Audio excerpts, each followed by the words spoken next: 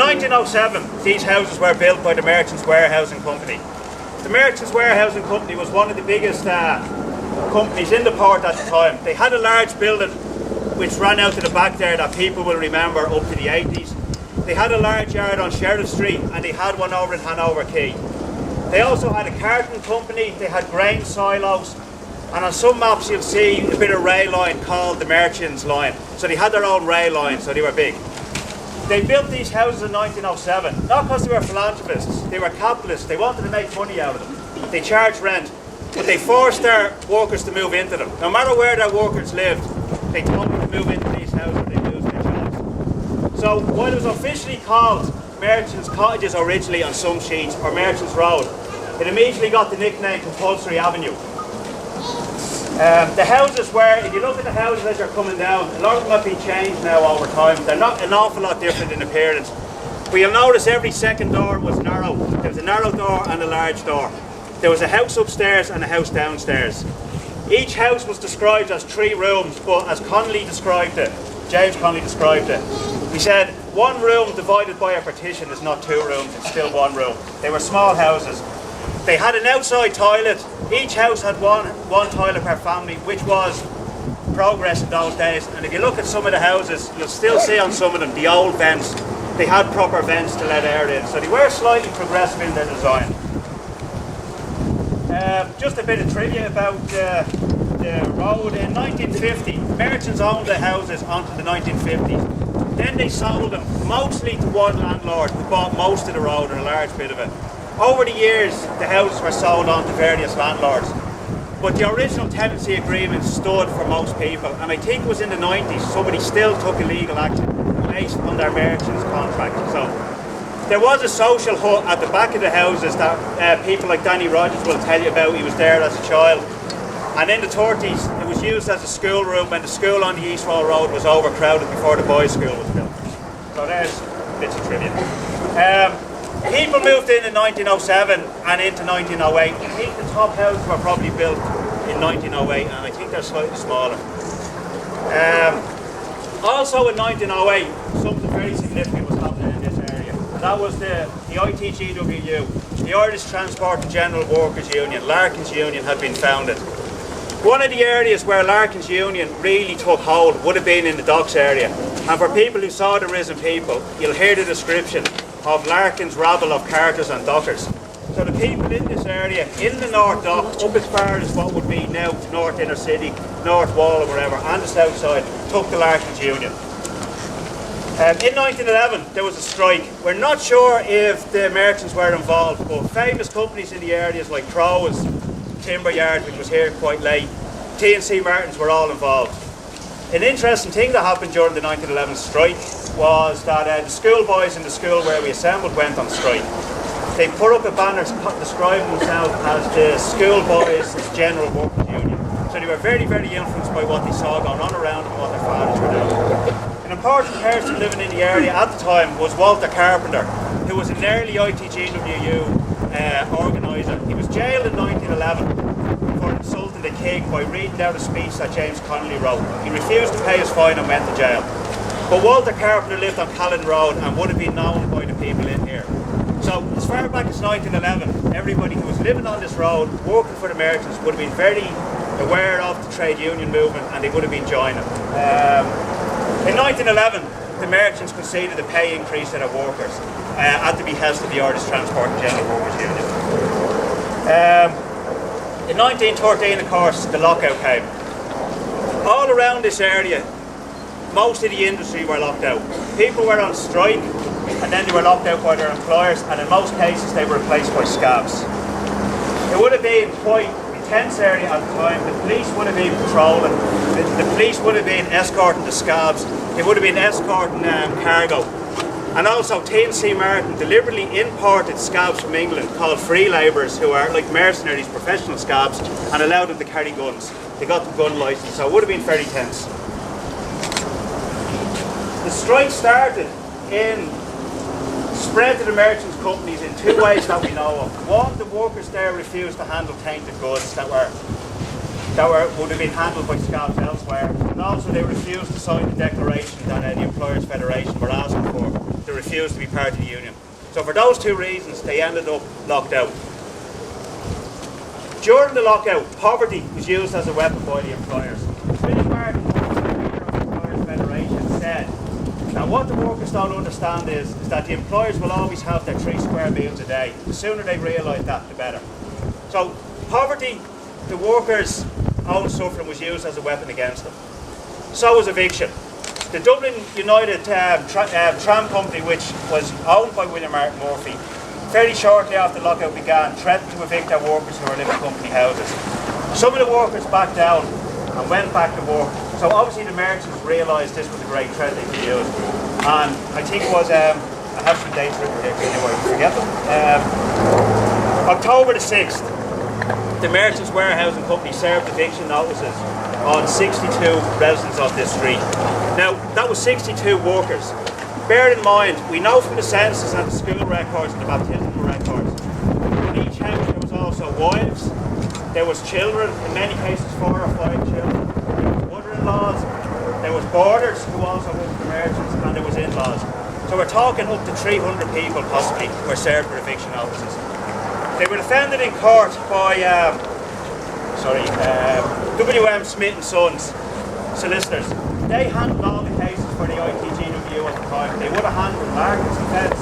They would have handled defence for people that were accused of attacking scabs. They would have also sent observers to the hearing to do with the Church Street disaster and the shooting death of Alice Brady, the young girl by a scab. But they defended the people here on the road. They probably knew they would never win under the circumstances, because it was revealed at the time that some of the magistrates and judges were shareholders in some of the companies, so they were never going to win in court.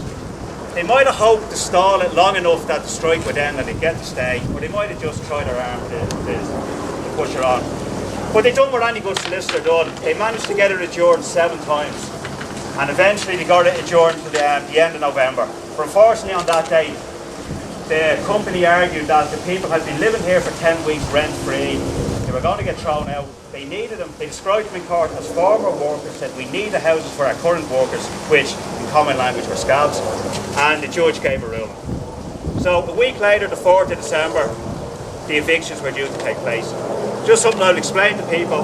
When we organised this event, it was 2 years ago. We had just had the previous December was the worst snow ever. So we decided we would not have a commemoration in December. That might be impossible to hold. We looked for a more convenient date when the weather might be good, which luckily it is. And we picked this weekend because this weekend corresponds with the date of the schoolboy strike in 1911. So that's why we're here in September, not December. The poorhouse tried to intervene, the Board of Guardians tried to meet with the company to tell them that we were throwing people out who had no place to go from the poorhouse. The company said they've got 10 weeks free rent, a lot of them were already gone, and they refused to engage. So on the 4th of December, the road was evicted. Some people weren't evicted. There was a small number of people, I think it was 14, Sarah might correct me, who didn't work for the merchants that were living here. They weren't evicted, but everybody else on the road and their families were evicted. On the 4th of December, many of the families had already gone, they'd packed up and gone. When you go back later on to the school for refreshments after we're finished, you see some of the photos, and there's some really sad pictures there of, they're very poor quality because they're, again I'll thank Hugo McGuinness there for providing them. They're taken from the papers and they're originals. But they show women waiting outside the houses here for the bailiffs to come. They show a gang of bailiffs piling in the door. They were accompanied by Inspector Campbell from Store Street, the small force of guards. It shows, which is probably the saddest picture of all, it shows in the middle of the road, it shows a bunch of people carrying chairs and a box, so all their possessions as they live. It was a day, if the weather had continued as it was this morning, I would have made up an excuse, because on that day it was lashing rain, it was really windy and it was freezing. So, under those circumstances, those people were thrown out on the street. We know where some of them went afterwards, and I'm sorry if I'm being long-winded, but it's taken 100 years for this story to be told. It's never been properly recorded, so I just want to finish and take the time to tell it.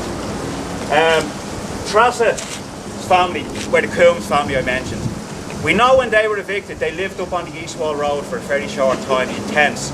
People put up tents to accommodate the family, so they stayed for a short time. Her family, as far as we know, like others, were taken in by other families in the area. So they were taken in by a family on Mary's Road until they found another house. And Trassa lives almost beside it now, or right beside it, by coincidence. I think there's 4 branches of the Coombs family stayed in East Walsall. Tommy Dunn, who I don't know where he's gone, his family moved over to Sheriff Street, Portland Row, Empress Place, and eventually up to the tenements of Summerhill. None of their families got to work in the merchants again. But we do know, Daniel Courtney, as we mentioned, and later on in the school, Hugo will tell the story a bit more of Daniel. Daniel lived in number 1. He wasn't evicted on December the 4th. He was so sick, he'd been in hospital. He left his hospital bed to come down the road to prevent the eviction. And he was so ill that they didn't evict him, but he was evicted a short while later. A lot of people never went to the merchants again. We do know, and this is important to point out for a reason which I'll explain in a minute. After the lockout was over, a lot of people got their old jobs back. Again, not because the employers were nice. They got them back because they were professionals and knew what they were doing. So rather than have scabs that were breaking things and were taking all day to do it, they took back the workers that knew what they were doing. So for that reason, a lot of workers ended back up in their own workplace. Some of the workers that were evicted from the merchants ended up back working in the merchants, and some of them came back to the road and lived in different house numbers than they had before the eviction, but they got back on the road. The reason why it's important to mention that is, I've already mentioned that the road was called Country Avenue, where after the lockout it was called Scabs Road. And rightly so, because you had an entire community, not just individuals, not just workers, you had an entire community thrown out of their place and were replaced by scabs. And rightly it was called Scabs Road, and people were right to carry that bitterness. But years later, some of the people living on the road had been people that had been union men, people that had been involved in the strike, people that moved in afterwards and had no connection. And unfortunately, some of them carried the tag of Scabs Row. And up to, I was told by people, up to the 50s and 60s, people in East Wall were told, don't play with the kids from Scab Row.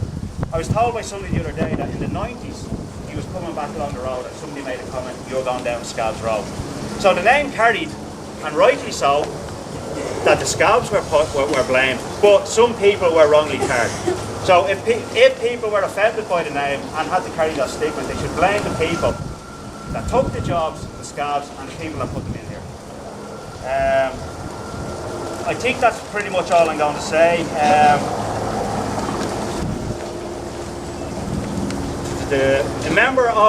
Just what we're going to do after this, when the mural is unveiled, I'm going to ask people, when it's unveiled, the artist who painted the mural is going to come forward to be thanked and say a few words.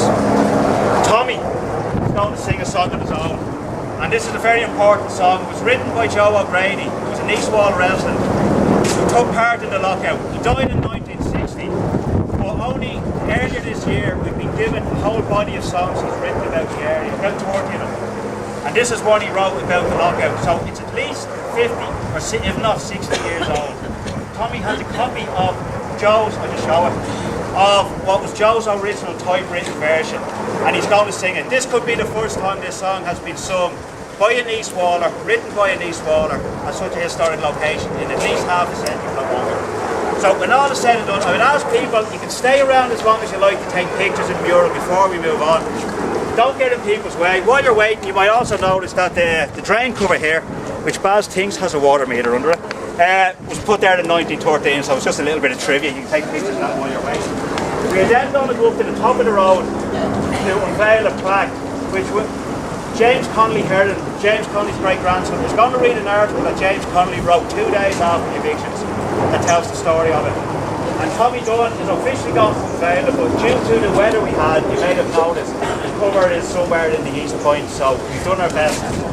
So I apologise about that. And when the mural is unveiled, unfortunately I will be back for about 2 minutes to explain the background to some of the wording on the mural and why it's important. And having said that, I think we'll move over to the side. We let the member of the Coombs family unveil it.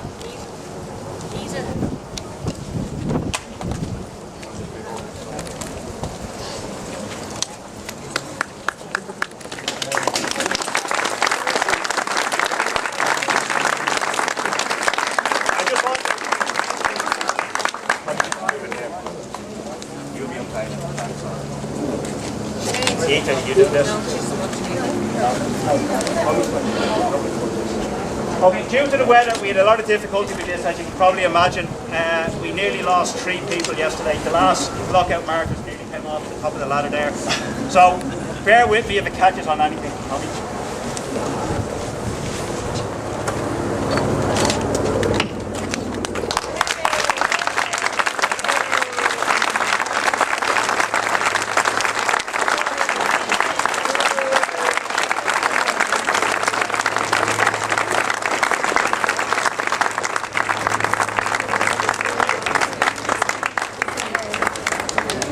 Okay, I'm going to ask Arthur Kavanagh to come forward, who's the man who painted this. And Arthur can say what he wants to say about it. I cannot see Arthur. Where is he? Oh, sorry, Arthur, get in there.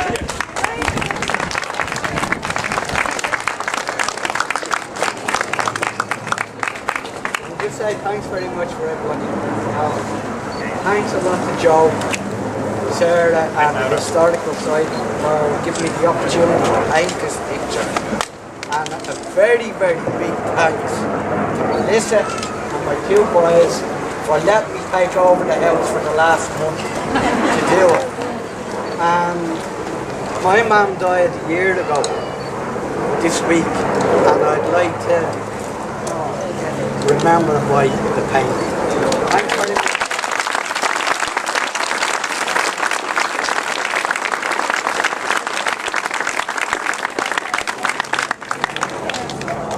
Okay, just the last thing I want to say is I think everything there should be self-explanatory. That, as people who saw the photo display, and everybody's welcome back to the school afterwards for refreshments and to see the pictures up there, that's based on a photograph that we have of an eviction. We couldn't figure out which house it was, and I swear, sad as we are, we checked every house, we counted the bricks in it, we measured the pavement to try and figure which one, but we can't say. But that is an eviction scene that took place on Merchants Road almost 100 years ago. The top part, as people can see, the idea we wanted with it was we didn't want to leave an image on the wall of misery and suffering. And we should remember the great courage that those people showed. Not only were they losing their jobs, they were going off to an uncertain future, not knowing where they were going to live. So we wanted to commemorate the courage they showed as well. So we wanted, on the top what we have there is, we have the Irish Transport and General Workers badge for 1913. And if anyone else tells me it's the red, it's a loyalist symbol, I'm going to hit them. Because sectarian bigots should not take over what has a much longer history and a much more important history. Every year the union were creating a different badge. And each year they were using a badge of a province. And in 1913 it happened to be the Hand of Ulster, and that was the union badge. The union badge was so important that people were sacked for wearing it. And just two short stories, because the weather's nice, I'm going to keep going. Two interesting stories. In our research we came across a story of the wife of a scab who claimed she was assaulted and stabbed by a striker. It turned out in court she wasn't. She insulted him and tried to pull his badge off and stabbed herself at the back of it. So for the scabs, the badge was that hated that he tried to do that.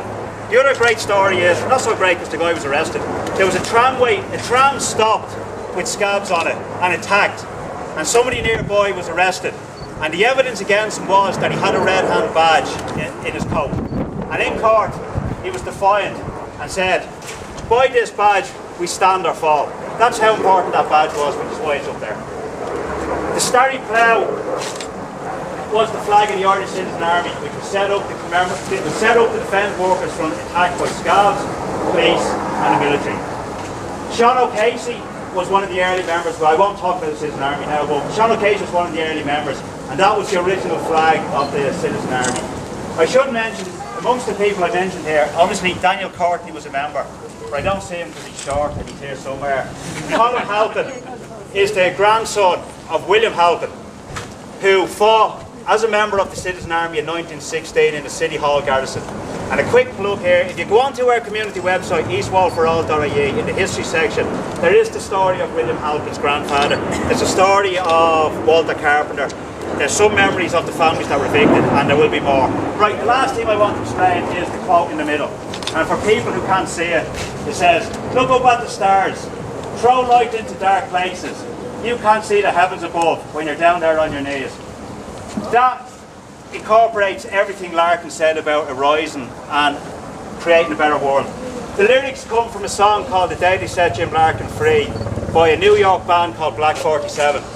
The lead singer is from Wexford, and he wrote the song. And the reason why he remembers Larkin and he's so important to him, because he said his granddad always talked about Connolly and Larkin for what they had done for the workers and inspired them down in Wexford as well as Dublin.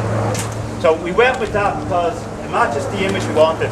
But one last thing, and it is my last thing I'm going to say before Tommy sings, is by having lyrics from a band based in New York, it reminds people of the international dimension of the trade union movement and the international dimension of the working class.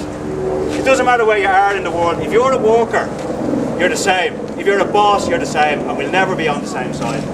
But it's important that the likes of Connolly and Larkin were inspired by what the trade union movement has done in America, in particular the Wobblies and the international workers in the world. In the 1930s, the Transport Workers Union was founded in New York by an Irishman, and they based themselves purely and simply on what Larkin had done and the Irish Transport General Workers Union. So as I said, it symbolises what this is all about today, commemorating the courage, the ambition, the fight that those people had, and it's also reflected on the international dimension that workers everywhere face the same battle. Thanks.